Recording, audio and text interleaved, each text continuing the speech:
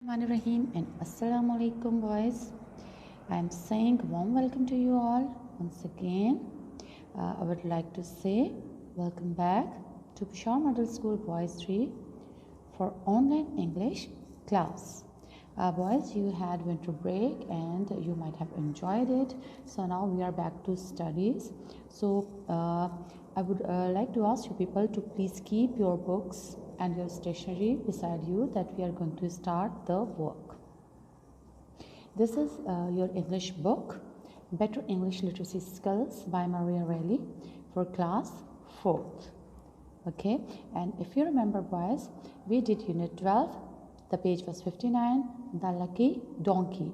We did reading and explanation before the winter break, but this time I'm again going to do the reading of the same unit, ताकि जब हम ये unit read करें तो आपको समझ आ जाए कि हमने जो क्वेश्चन आंसर्स करने हैं या ट्रू फॉल्स हमने जो करने हैं हमने उनको कैसे करना होगा. तो उसके लिए इट इज़ नेसेसरी कि मैं इस यूनिट को दोबारा पढूं. तो please listen me carefully. I am going to read the unit. Name of this unit is the lucky donkey. Donkey means the fortunate, the one who has a good luck. And donkey, you know about the donkey, it is a kind of domestic animal. And this is the first line of page 59. Barney, the farmer's donkey, had a snug little shed for himself in which he slept at night. Now, this thing is clear here that the Barney is a donkey, the farmer's donkey, and he had a little shed for himself in that farmhouse. As you can see, this is a kind of farmhouse, and you can see the donkey here. So he had a little shed, a little shelter in the farmhouse where he slept at night. It means कि दिन के वक्त तो वो काम करता होगा farmer के साथ, लेकिन रात के वक्त वो सोने के लिए फार्म हाउस के उस शेड में आ जाता था. Okay, it was dry and warm, but Barney always wanted to spend the night in farmhouse kitchen. Even when everyone had gone to bed and the fire had died down, the hearthstone was still warm and had a soft rug spread over it. The farmer's wife was very fond of Barney and spoiled him. She would have been glad to let Barney sleep in the kitchen, but the farmer would not hear of it. In this para, we had read that the farmer's wife, he was fond of Barney. It means that she liked Barney and she spoiled him. She spoiled him in a way कि वो क्या करती थी? She allowed him to sleep in the farmhouse kitchen. वो हमेशा अपने farm house के kitchen में बार्नी को सोने की इजाज़त दे देती थी. Because she had a soft corner for the Barneys, तो उसको उसके ऊपर जो है सिंपथी थी उसके लिए, तो इसलिए उसको वहाँ पे सोने के लिए उसको फार्म हाउस के किचन में ले आती थी. Okay, now next para. The kitchen is no place for the donkeys, he said. अब फार्मर जो है वो इस बात की इजाज़त जो है अपनी वाइफ को नहीं देता था कि वो डोंकी को ला के अपने किचन में सुलाए. और वो इसके बारे में क्या बोलता था? The kitchen is no place for donkeys, he said. The farmer said. वो कहता था, मतलब इसके कहने का ये था कि किचन जो है वो डोंकीज़ के लिए नहीं होता, इसलिए तुम इसको यहाँ पे मत लाया करो. लेकिन उसकी वाइफ जो है उसको उसके साथ सिंपैथी थी, तो वो अपने फार्म हाउस के किचन में उसको सोने के लिए ले आया करती थी. Second para. One night, however, when a bitter wind was blowing and the hail was rattling against the window panes, the farmer's wife woke and remembered Barney in the shed. He will be frozen out there, she said. I believe hear him coughing. He might be dead in the morning. Now she is thinking कि he might be frozen over there, कि वो तो बाहर सर्दी में बिल्कुल जम जाएगा. एंड वो इमेजिन करिए कि I believe that I heard him coughing, कि मैंने उसकी कफिंग की आवाज़ भी सुनी है, उसके खांसने की आवाज़ भी सुनी है. He might be dead in the morning. और सुबह तक वो उस सर्दी में, उस बाहर जो सर्दी है और जो ठंडक है उसकी वजह से, तो वो क्या होगा? सुबह तक वो मर चुका होगा. उस रात सर्दी इसलिए ज़्यादा थी, ठंडी हवा भी चल रही थी, बिटर विंड वाज ब्लोइंग, और बहुत ज़्यादा शदीद सर्दी थी, और थंडर स्टॉर्म भी था. थंडर स्टॉर्म होता है कि जब बिजली भी चमक रही हो, बारिश भी हो रही हो, तूफ़ानी बारिश जब हो रही होती है. एंड हेल, हेल एक तो स्नोफॉल होती है बॉयज़, और एक होती है हेल जो स्नोफॉल नहीं होती, उसमें बर्फ़ के जो है छोटे छोटे से गोले गोले छोटे छोटे जो है वो गिरते हैं, उसको हम बोलते हैं, ठीक है। इसलिए स्नोफॉल नहीं होती, कभी कभी आपने पेशावर में भी ये होती है, कभी कभी आपने देखा होगा। Okay, the farmer slept uncomfortably, but his wife got out of bed, wrapped herself up well, and crept downstairs through the kitchen and the yards to Barney's shed. Now, the farmer was sleeping comfortably. वो बहुत आराम से सुकून से जो है farmer सोया हुआ था, but his wife she couldn't sleep because she was thinking about baldness. वो बारने के बारे में सोच रही थी, इसलिए वो नहीं सो पाई। She woke up, she caught up and she wrapped herself.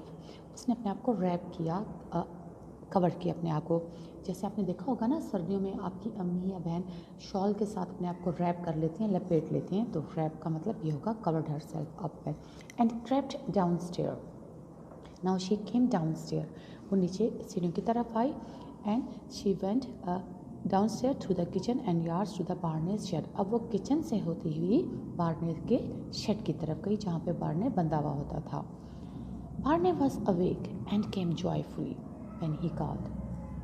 बार्ने was awake, अब जो डोंकी था बार्ने, वो क्या था, जाग रहा था। He was awake and he came happily when he was called by the farmer's wife. He hurried into the kitchen and lay down gratefully on a warm kitchen hob. The farmer's wife went back to bed and fell asleep again. अब जो farmer की wife थी, वो क्या हुआ, जब उसने बारने को किचन में वो ले आई तो क्या हुआ, फिर वो वापस चली गई and she slept again. Now, this was the lesson, boys. This was the text. Now turn the page of your book, page 60. Okay, page 60, and exercise A and B. Unit 12. Name of the unit is the Lucky Donkey. Then we are going to do the exercise A and B of page 60. So turn the page of your book. Okay, and please hold pens in your hands because we are going to do the exercises of this unit. Now this is an imaginary picture. You can see the house here and the donkey here, and you can see the greenery here. So this is exercise A. In exercise A there are 6 question answers. तो ये 6 question answer जो हैं हमने अपनी book पे ही करने हैं। The question is given there, हमने क्वेश्चन को पढ़ना है and then we are going to write the answer in the given space. Question number 1 is what was Barney. Barney क्या था, क्या चीज़ थी बार्ने, क्या था। जैसा कि हमने अभी इस लेसन में पढ़ा, हमने टेक्स्ट पढ़ा, तो Barney was farmer's donkey. Barney was farmer's donkey, then full stop. Farmer's donkey, apostrophe है यहाँ पे, FARMER, then apostrophe and S. Farmer's donkey, then full stop. Barney was farmer's donkey. This was question number 1. And you are going to write the answer in the given space. Now question number 2. Where was Barney's real home? Where was Barney's real home? उसका जो असल घर है बार्ने का, वो कहाँ था, where was, कहाँ था। तो Barney's real home was a little shed. Barney का जो रियल होम था वो एक लिटिल शेड था। As you can see in this pic, एक छोटा सा शेड है and you can see the donkey here, he is here. But ये शेड जो है इट्स नॉट फुली कवर्ड, पूरी तरह ये बंद नहीं है, कवर्ड नहीं है, इसके डोर्स नहीं है। तो that's why the farmer's wife she always thought about donkey कि ही might be feeling cold over there in that shed. So where was Barney's real home? Barney's real home was a little shed and then full stop. Barney's, BARNEY and apostrophe and S. Barney's real home was a little shed. Question number 3. Where did Barney prefer to sleep? Where did Barney prefer to sleep? वो कहाँ पे सोने को तरजीह देता था, कहाँ सोना चाहता था। वैसे तो उसके पास शेड था, लेकिन वो कहाँ सोना चाहता था। Yes, he preferred to sleep in the farmhouse kitchen. He preferred to sleep in the farmhouse kitchen. उसको फार्म हाउस के किचन में सोना पसंद था, क्योंकि वहाँ पे जो फायर प्लेस थी तो उसका हर्टस्टोन, उसकी वो जो आग जलती रहती थी पूरा दिन, तो उसके बाद उसका जो फर्श था वो गर्म होता था, तो उस फर्श पे, उस रग पे बारने को सोना पसंद था, तो he preferred to sleep in the farm house kitchen. अब क्वेश्चन में हमारे पास डिड है, और आपको पता है बॉयज़, डिड के साथ हमेशा वर्ब की फर्स्ट फॉर्म यूज़ होती है, but when we are going to answer तो हम इस फर्स्ट फॉर्म को सेकंड में चेंज कर देंगे। He preferred to sleep the farm house kitchen. Okay, now question number 4, what did farmer say? What did farmer say? ये जो farmer की इमेजिनरी पिक्चर है, ये क्या बोलता था? ये डोंकी के बारे में क्या बोलता था? This is the answer. He said, kitchen is no place for donkeys. He said, kitchen is no place for donkeys. अब ये इसके जो spoken words हैं, these are enclosed in inverted commas. As you can see, the inverted commas here. तो क्या बोलता था कि kitchen is no place for donkeys. This was question number 4. Now question number 5. What happened on a stormy night? What happened on a stormy night? जो तूफ़ानी रात थी, जब बारिश भी हो रही थी और हेलिंग भी हो रही थी, तो उस रात क्या हुआ था? The farmer's wife brought him in the kitchen on a stormy night. The farmer's wife आएगा, मिस्टेकनली शायद मैंने यहाँ पे टाइप नहीं किया, यहाँ पे कॉमा एंड एस आप लगाओगे, farmer's wife, ठीक है? The farmer's wife, यहाँ पे apostrophe then एस लगा दोगे। The farmer's wife brought him in the kitchen on a stormy night. Stormy की स्पेलिंग आपने करेक्ट लिखनी है, STORMY, stormy, night, then full stop. Farmer's wife brought him in the kitchen on a stormy night. Okay.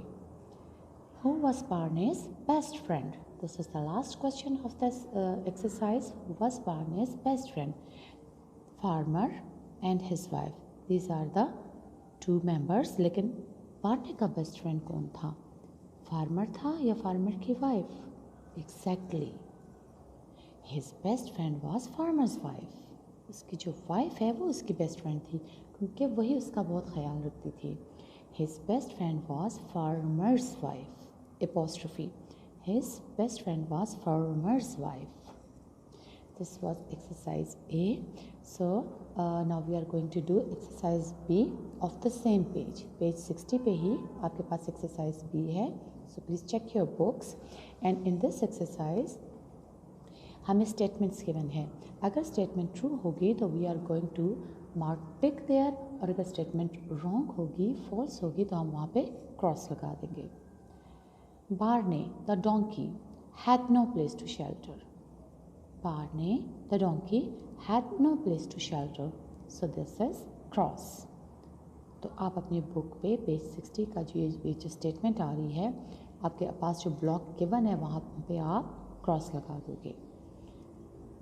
Barney the donkey liked the farmer's wife. Barney the donkey liked the farmer's wife. Yes, this is true. This is true. So we are going to put tick here. Barney the donkey did not like to be warm. This is cross because he liked to be warm. So this is cross. Next block. Donkeys long ago used to give trouble to farmer. Donkeys long ago used to give trouble to the farmer. No, this is cross.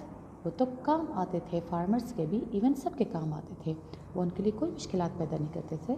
So this is cross. Donkeys long ago used to give trouble to farmer. This is cross. Again, donkeys long ago used to carry turf home. So this is tick. Donkeys long ago used to carry turf home. हम जब ये unit पढ़ रहे थे, unit 12, इसका text हमने पढ़ा, तो at the bottom of the page यहाँ पे हमारे पास कुछ उसके बारे में फैक्ट्स दिए गए थे, तो हमने ये वहाँ पे पढ़ा था कि दे कैरी टर्फ होम. ठीक है. अब donkeys long ago used to bring turf to creamery. Creamery, as I told you, ये इसको बोलते हैं जहाँ पे डेयरी प्रोडक्ट्स मिलती हैं आपको. A place of dairy products, उसको क्रेमरी बोलते हैं. अब डेयरी प्रोडक्ट्स में दूध, दही, पनीर, ये सारी चीज़ें होती हैं. ठीक है. तो अब वो जो टर्फ है, क्या वो क्रीमरी में लेके जाया करता था? उसमें तो जो हमने टेक्स्ट पढ़ा था उसमें था कि he bought milk to the creamery. So this is cross. This statement is cross. Now the last one. I think donkeys are lovely animals. I think donkeys are lovely animals. Yes, that is true. They are lovely. They are very innocent. बहुत काम आते हैं और चुपचाप सारा काम करते हैं, बहुत खामोश रहते हैं और किसी को कोई तकलीफ़ भी नहीं देते, बल्कि सबके काम आते हैं. So really they are lovely animals. I think donkeys had to work too hard. Yes, this is tick. This statement is also true. I think donkeys always look sad. जी बिल्कुल. अगर आप इनको कभी देखो सड़क पे भी, आपको स्कूल आते हुए या कहीं भी बैठ जाते, अगर आपको डोंकीज नज़र आएँ, आप उनको देखें, वो वाकई में आपको बहुत सैड लगेंगे, बहुत उदास से, बड़े खामोश से आपको लगेंगे. So this statement is true. हमारी सोसाइटी में डोंकीज़ को इतना अच्छा नहीं समझा जाता, हालांकि अगर देखा जाए तो ये वाकई बहुत मासूम सा जानवर है और ये बिल्कुल बेज़रर सा जानवर है. ये किसी को कोई तकलीफ़ नहीं देता, कुछ भी नहीं कहता. आप इसके ऊपर जितना बोझ डाल दो, आपने डोंकी कार्ट भी देखे होंगे जिसमें बहुत सारा सामान पीछे लाद के ले जाया जा रहा होता है, तो ये बहुत ज़्यादा काम आते हैं और इसके बारे में ये कभी भी जो है कंप्लेन नहीं करते. घोड़े का आप लोग अगर देखो ना, तो वो कभी कभी रोड पे अक्सर मैंने भी देखा है, वो अकड़ जाते हैं ना, वो रुक जाते हैं एक जगह, फिर उनको मार मार के वहाँ से हटाया जा रहा होता है, लेकिन वो जो है नहीं हट रहे होते, या बैठ जाएं तो उठने में मसला है. लेकिन जो डोंकीज़ होते हैं, अगर आप इनको देखो बेटा, ये बहुत ही मासूम से, इनोसेंट से, और ये बिल्कुल जो है ट्रबलसम नहीं होते, बड़े काम और बड़े पीसफुल होते हैं. So this was the lesson, boys. So now this is your homework. Do exercise C, page 60 on book. Exercise C में आपको एक छोटा सा टास्क दिया गया है. इसमें कहा गया है कि imagine Barney could write a note to the farmer's wife. What would he say? और आपके पास यहाँ पे फिर लाइन्स गिवन है. तो आपके पास यहाँ 6, 7 या 8 लाइन्स गिवन है. उसमें आपको स्पेस दिया गया है और आपसे कहा यह गया है कि आप ये इमेजिन करें, आप ये सोचें कि बार्ने जो है वो फार्मर की वाइफ को कोई नोट लिखना चाह रहा है, वो उसको कुछ कहना चाह रहा है, कुछ लिखना चाह रहा है, तो वो उसको क्या बोलेगा. ठीक है, कि इमेजिन बार्ने को write a note to the farmer's wife, what would he say, वो क्या बोलेगा उसको. अब आपने टेक्स्ट पढ़ा हुआ है बेटा, तो आप सोचें कि फार्मर की जो वाइफ है वो इतनी केयरिंग थी, उसका इतना ख्याल रखती थी. जब स्टॉर्मी नाइट थी तब भी वो उसको किचन में लेके आई और उसका डोंकी के लिए दिल भी खफा होता था कि सर्दी है, बारिश है, तो वो अक्सर जब फार्मर सो जाता था तो वो डोंकी को यहाँ पे ले आया करते थे. तो ये आपने इसके बारे में नोट लिखना है. ठीक है, so this was the exercise and this was the homework. So please आप इसको अपनी बुक पे कर लो, अपनी नोट बुक पे करो, क्योंकि आपकी जो नोटबुक्स हैं वो तो आपने स्कूल भिजवा देनी है चेकिंग के लिए. तो ये आपका होमवर्क है जिसको आप अपने बुक पे ही करना है. So till next lecture boys, stay home, stay safe, stay healthy and अल्लाह हाफिज़.